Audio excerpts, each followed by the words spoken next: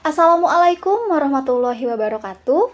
Alhamdulillah, hari ini kita bisa kembali bertemu dan memulai materi pembelajaran yang baru di kelas 11. Untuk materi pertama, kita akan mempelajari teks prosedur. Tentu saja kalian sudah tidak asing kan dengan teks prosedur? Nah, untuk memperdalam pemahaman kalian mengenai teks prosedur, di sini kita akan kembali mempelajari dan mengingat apa itu pengertian, kemudian tujuannya, jenis-jenis, kaidah kebahasaan yang digunakan dalam teks prosedur, dan yang terakhir ada analisis mengenai teks prosedur itu, mengenai contoh-contoh dari teks prosedur itu sendiri. Selamat menyaksikan. Yang pertama, di sini ada pengertian. Teks prosedur diartikan sebagai salah satu teks yang menjelaskan bagaimana langkah-langkah secara lengkap, jelas, dan terperinci tentang cara untuk melakukan sesuatu. Apabila ditarik dalam kehidupan sehari-hari, contoh dari penggunaan teks prosedur ini adalah langkah-langkah untuk membuat makanan, misal. Kemudian cara untuk menghidupkan komputer, dan masih banyak yang lainnya. Kemudian yang kedua ada tujuan. Tujuan dari teks prosedur ini yaitu untuk memberikan penjelasan tentang tata cara untuk melakukan sesuatu dengan sejelas-jelasnya. Keberadaan dari teks macam ini sangat diperlukan bagi seseorang yang akan mempergunakan suatu benda atau melakukan kegiatan yang belum jelas cara penggunaannya. Teks prosedur ini juga tergolong ke dalam teks paparan. Yang kedua, di sini ada struktur dari teks prosedur. Nah, sama dengan teks-teks yang sebelumnya sudah dipelajari, teks prosedur juga memiliki struktur dan ciri khas tersendiri. Nah, struktur dari teks prosedur ini dibagi menjadi 3, yaitu ada pernyataan umum atau pendahuluan, kemudian ada langkah-langkah atau pembahasan, dan yang ketiga ada penegasan ulang atau penutup. Untuk pernyataan umum atau pendahuluan atau yang bisa disebut juga dengan tujuan, ini berisi tentang pengantar berkaitan dengan petunjuk yang akan dikemukakan pada bagian pembahasan. Nah, saya mengambil contoh teks yang berjudul Kiat Belajar yang Efektif. Pendahuluannya terdapat pada paragraf pertama. Pada bagian ini, kemungkinan pula dikemukakan tujuan dari penulisan petunjuk itu sendiri. Nah, seperti contoh yang sudah dituliskan, di sini tujuannya sudah jelas, yaitu kiat yang dapat menjadi masukan agar cara belajarnya menjadi lebih efektif. Ini merupakan contoh dari pernyataan umum atau pendahuluan. Kemudian, yang kedua ada langkah-langkah atau pembahasan. Nah, pada bagian ini diisi dengan petunjuk pengerjaan sesuatu yang disusun secara sistematis dan teratur. Pada umumnya juga penyusunannya itu mengikuti urutan waktu dan bersifat kronologis. Namun, pada contoh yang saya paparkan sebelumnya, ini tidak mengikuti pola yang kronologis, melainkan urutannya itu berdasarkan dari hal-hal yang penting menjadi ke yang kurang penting. Contoh lain yaitu terdapat pada petunjuk yang berupa resep. Pada bagian langkah-langkah pembahasan ini berisikan mengenai penjelasan tentang alat, bahan, dan bagaimana langkah-langkah pengerjaannya. Masih pada struktur teks prosedur yang kedua, yaitu pembahasan. Nah, pembahasan ini memiliki 3 kategori yang berbeda pada isi teksnya itu.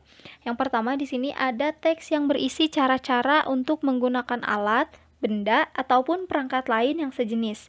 Misalnya, cara menggunakan komputer atau cara mengendarai mobil secara manual. Kemudian, yang kedua yaitu teks yang berisi cara-cara melakukan suatu aktivitas. Misalnya, cara-cara melamar pekerjaan, cara membaca buku yang efektif, atau cara-cara berolahraga untuk yang menderita penyakit jantung, misal. Kemudian, yang terakhir di sini ada teks yang berisi kebiasaan-kebiasaan atau sifat-sifat yang tertentu. Misalnya, cara-cara untuk menikmati hidup atau cara-cara untuk melepaskan kebosanan. Struktur teks prosedur yang ketiga yaitu penutup atau penegasan ulang. Nah, penutup ini berisi kalimat-kalimat yang seperlunya dan bukan merupakan kesimpulan. Bahkan, pada contoh teks kiat belajar yang efektif, penutup itu hanya seperlunya saja, yakni terdiri atas dua kalimat yang seolah-olah kalimat tersebut hanya berfungsi sebagai penanda bahwa teks itu sudah selesai. Selanjutnya, di sini ada jenis-jenis dari teks prosedur. Yang pertama ada prosedur sederhana. Sama seperti namanya, teks prosedur sederhana ini hanya memiliki langkah-langkah yang sedikit, terdapat 2 sampai 4 langkah saja. Contohnya, cara untuk masuk ke akun media sosial. Kemudian ada lagi contohnya cara untuk mengirim pesan teks via handphone seperti itu. Nah, itu termasuk ke dalam jenis teks prosedur sederhana. Kemudian yang kedua di sini ada teks prosedur kompleks. Teks prosedur kompleks pada umumnya langkah-langkahnya lebih banyak dibandingkan yang sederhana, dan langkah-langkahnya ini harus secara runtut. Kebanyakan harus secara runtut seperti itu. Yang pertama contohnya ada cara untuk membuat makanan tertentu. Kemudian cara untuk membuat SIM, STNK, dan sebagainya. Nah, yang terakhir di sini ada teks prosedur protokol. Sama seperti teks prosedur kompleks. Nah, teks prosedur protokol ini memiliki langkah yang cukup banyak. Namun, langkah-langkahnya ini bisa diubah dan tidak perlu runtut. Dalam artian, bagaimanapun langkah yang dilakukan, hasil akhirnya pasti akan sama. Contohnya di sini cara untuk memasak mie instan. Kemudian ada kaidah kebahasaan yang terdapat dalam teks prosedur. Di sini cukup banyak, namun saya rangkum jadi ada 9. Yang pertama, di sini pemakaian kata kerja yang imperatif, kemudian menggunakan konjungsi temporal, menggunakan kata penunjuk waktu. Yang keempat, menggunakan urutan langkah kegiatan. Selanjutnya, menggunakan kata-kata teknis, dikemukakan gambaran tentang nama benda yang dipakai. Yang ketujuh, menggunakan pernyataan persuasif, kemudian kata-kata kerja yang aktif, dan yang terakhir menggunakan keterangan cara. Yang pertama, di sini ada pemakaian kata kerja imperatif. Nah, konsekuensi dari penggunaan kalimat perintah ini banyak juga disebut dengan kalimat imperatif, yaitu kata-kata yang menyatakan perintah, keharusan, ataupun larangan. Contohnya ini menggunakan akhiran kan, i, dan partikel lah. Seperti buatlah, ciptakan, aturlah.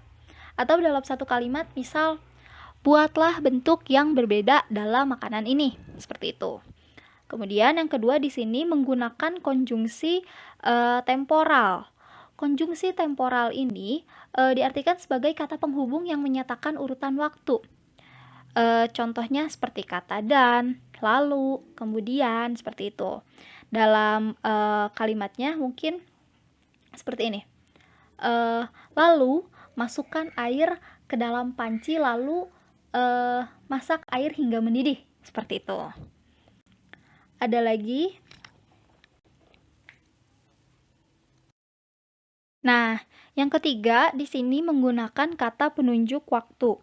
Kata penunjuk waktu ini contohnya kalimat beberapa menit kemudian, setengah jam kemudian, 5 menit kemudian, seperti itu. Nah, kata-kata itu terutama banyak digunakan dalam resep makanan. Contohnya, 5 menit kemudian, angkatlah makanan tersebut lalu hidangkan. Seperti itu. Kemudian yang keempat di sini menggunakan urutan langkah kegiatan. Nah, urutan langkah kegiatan ini seperti kata pertama, kedua, ketiga, dan seterusnya. Contohnya, pertama, masukkan air ke dalam panci. Nah, seperti itu. Kemudian yang kelima di sini menggunakan kata-kata teknis. Kata-kata teknis ini memang harus sesuai dengan temanya. Misalnya, petunjuk untuk berlalu lintas. Nah, lebih banyak menggunakan kata-kata seperti SIM, STNK, Polantas, denda, tindak pidana, bukti pelanggaran, sidang, dan sebagainya. Mungkin jika dalam dunia kesehatan, anestesi seperti itu. Dalam dunia pendidikan, bahasa misalkan linguistik, nah seperti itu. Kemudian, nomor 6 di sini dikemukakan gambaran tentang nama-nama benda yang dipakai. Biasanya berupa petunjuk dalam resep. Nah, dalam petunjuk resep ini dikemukakan pula gambaran secara rinci tentang nama-nama benda yang dipakai, termasuk jumlah, urutan, ataupun bentuknya.